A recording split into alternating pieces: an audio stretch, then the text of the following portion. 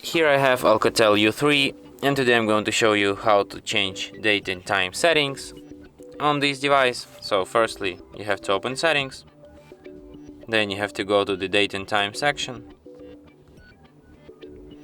and here you can change your time. To set up your time and date and time manually, firstly you have to disable this feature, automatic date and time. Here you can change your date, here you can change your time. You can also change your time zone if you disable this feature, automatic time zone. Here you can select your time zone, and you can also change time format from 24-hour to 12-hour, and you can change your date format here.